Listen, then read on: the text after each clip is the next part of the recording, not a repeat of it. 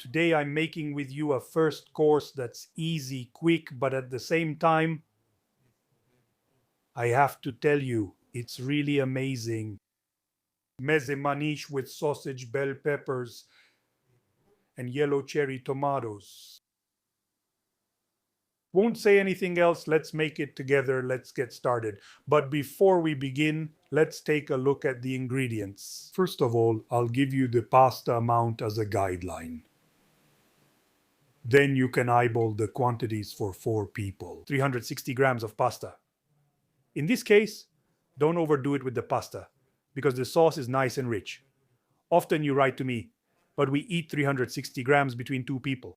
It's true, it's happened to me too, but it's when there's a nice sauce like this. I wouldn't go over 400 grams. For the type, I chose mezze manish, so the sauce gets nicely inside. And it's also a type of pasta that I love. You use whatever you prefer, but I would recommend a pasta with a hole, or if you decide to blend the peppers, or maybe if you prefer something else, use a long pasta shape. Bucatini, vermicelli, linguine, spaghetti, use whatever you prefer, followed by pork sausages. Of course, I would say if you really want to go all out, make one per person. So 4, then yellow cherry tomatoes. 250 to 300 grams, that should be enough. Let me tell you, every time I use these, you often tell me you can't find them. They're wonderful. Besides, you can also find them canned. It won't ever taste the same, but the canned ones are good too. So take a good look at the supermarket because I'm sure you'll find them. Then we have bell peppers, 1 bell pepper, 1.5 large bell peppers. That's enough and more than enough. You can choose the color. It doesn't matter. Maybe since there are yellow cherry tomatoes, you can choose the red ones just to add a touch of color. Otherwise, you can use all yellow, add green ones, do as you like. There's no problem. A piece of onion. Actually, I'll also tell you about the difference in colors of the peppers if you keep watching. By the way, use as much onion as you want. I always give a rough measurement, but do it to your taste. I had a bit of parsley, so I'll add it for color and freshness to the dish. Then parmesan, grana padano, or pecorino, depending on your taste. And finally, the essential extra virgin olive oil. Salt. And then there's a secret ingredient. Oh, from the bottle cap. Some of you might already recognize it. I'm talking about Tabasco. If you want, you can add it, of course, just a tiny bit, especially if you've never used it before. Just know that it's really good, but it's very, very strong, so don't ruin your dish. If you're not a fan of spicy food, like I said, just add a tiny bit. Because with the yellow cherry tomatoes, it goes perfectly, actually, more than just a contrast. The contrast is really delicious. Let's get started. So first of all, I removed the casings from the sausages. Slowly take it easy. It's a walk in the park. As you can see, you need to make a slight cut with a serrated knife. And then that's enough. Just pull it like this with a flick of the fingers. Then I chop them up. Dedicate, as I often tell you, a bit of time to this step. Take a nice sharp knife, or if you don't have a nice sharp knife, just work with what you have. Break up and crumble the sausage with your hands. Because look, I'll show you even if I go over it with the knife 100 more times. From this point on, it always looks the same. I mean, it always seems like the meat is at the same stage. But trust me, if I leave it and you cook it properly, you'll realize you've done a good job. When all the pieces come apart and there are no big chunks left, at first you see, it will look like a mush. but then everything will come apart. If you've done a good job, okay. Now I'm adding a bit of extra virgin olive oil to the pan. I'm adding the sausage. Then we put it in water, and then we'll talk about the jus. Here it is. You're fine only if you use steel cutting boards. In that case, there are no problems. Actually, there shouldn't be any. And I let it brown. I don't turn the heat up too much like usual, but I let it brown over medium heats. By the way, I remind you that my 2 cookbooks are available only on Amazon worldwide.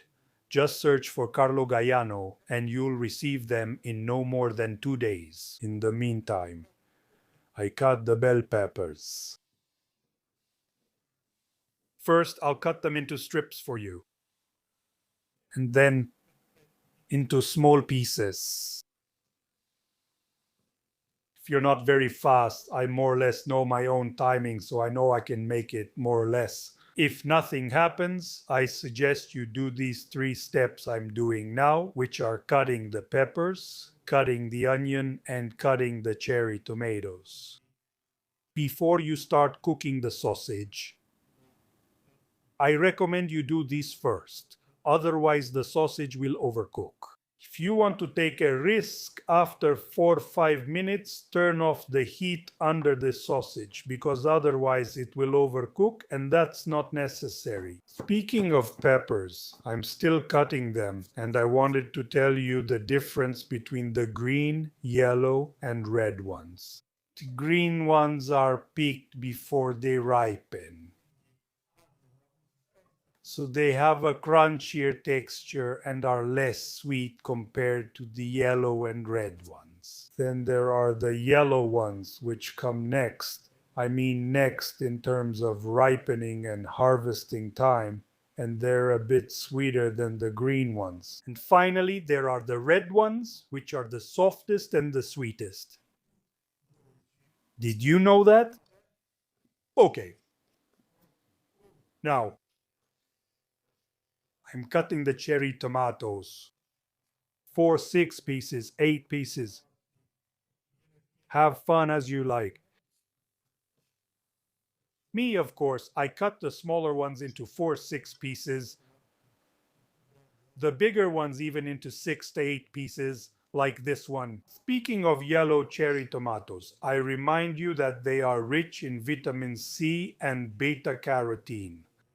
Let the kids taste them and eat them because they're really sweet. I often eat them like this, especially in summer, like candy.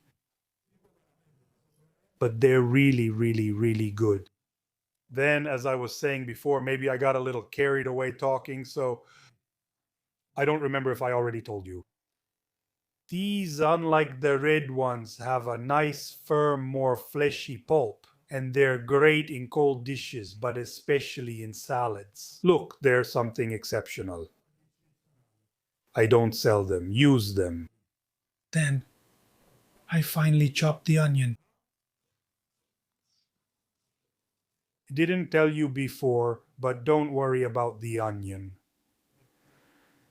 Because in this case, whether it's yellow, white, or red, it doesn't matter. Use whichever one you have in the fridge. After that, add the onion to the sausage. A cherry tomato fell in too, but we'll just leave it.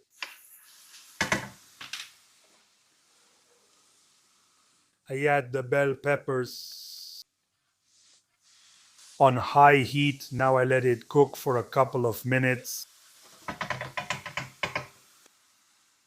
Since it's boiling, I salt the water, put the pasta to cook, then add the cherry tomatoes. A pinch of salt, a ladle of cooking water, and on medium heat, I let it cook for at least 6 to 7 minutes. Now, while everything is cooking, I take the opportunity to chop some parsley, and in the meantime, I also want to tell you a couple of things. So, first of all, if you've seen, we cut the cherry tomatoes with a serrated knife, and I recommend it for two reasons. First, because by using a serrated knife, you don't need to squash or press down for the cherry tomato to be cut properly. And so you don't end up losing the juice from on the cutting board or wherever you're cutting them. Even though you can recover some of that juice, a part of it often gets lost anyway. Second thing, the matter of blades. I've told you this on other occasions as well. The smooth blade is more delicate than the serrated one, and with the acidity of the cherry tomatoes, it gets damaged more, wears out more, and actually makes it duller rather than shinier. It obviously makes it duller. So the blade will make them look older, but above all, the same acidity from the cherry tomatoes will wear down the blade faster. So use knives with a serrated blade. There's no need for professional knives. Even one like this is more than fine. As for the parsley, look at how well it's being chopped. Getting it like this isn't difficult at all. You just need to be careful when you buy it or when you pick it from the plant. Rinse it, dry it, and set it aside, preferably in a glass container, in a glass jar, in the fridge, and only cut it once it's dry. If you need it, for example, you go pick it or buy it right before using it. Always rinse it well. So cleaning is essential, but then dry it in a salad spinner, the one you use for tomatoes or salad. Or if you don't have that, dry it well with some paper towels. Otherwise, when you go to chop it, instead of coming out like this, it'll turn into a mush. And above all, as you saw, I used the same cutting board that I used to cut cherry tomatoes, peppers, and also the onion. But before cutting the parsley, I made sure to dry it well. Otherwise, even if the parsley was dry, it still would have turned into a mush. Okay, 1 minute, 1.5 minutes. Before the pasta finishes cooking, I add it to the sauce. And I let it finish cooking and absorb the flavor well, together with the sauce. Clearly, if necessary, I'll add a bit of cooking water, always.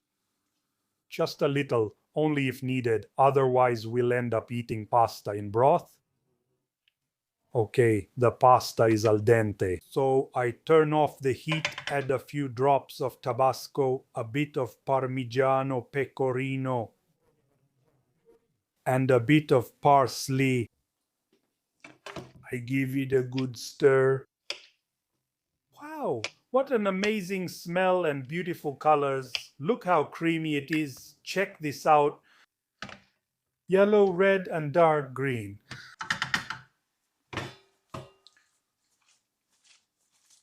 Listen to this. And now all that's left for me to do is go plate it up.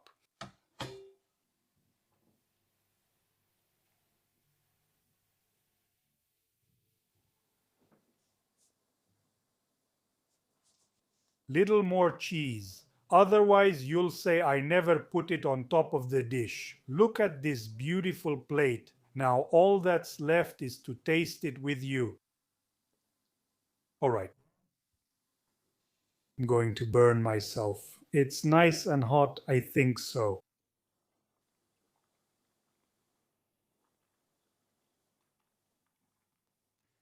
Oh my gosh. So look at the bell pepper with the yellow cherry tomato. There's a real love for it. Make this recipe, that little drop of Tabasco.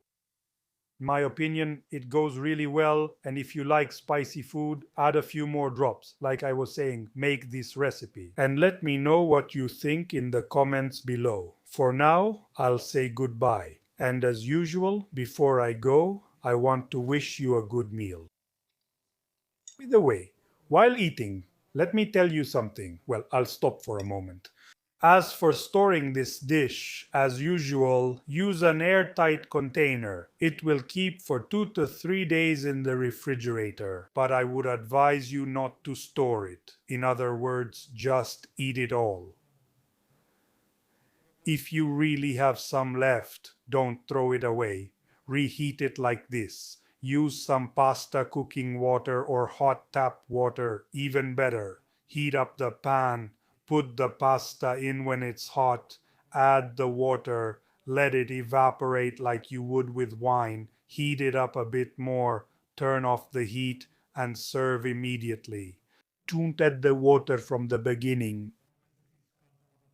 Otherwise, while the pan and the water are heating up, the water will keep overcooking everything. The pasta, even after just 1 day or 2 days, will be overcooked. So if you like overcooked pasta, that's fine. I like my pasta very al dente, actually even a bit more than al dente, so it will never be okay for me. Reheated pasta though, if you really don't want to throw it away, at least add a bit of water to bring back some creaminess. Only at the end, when the pan and the pasta are already nice and hot.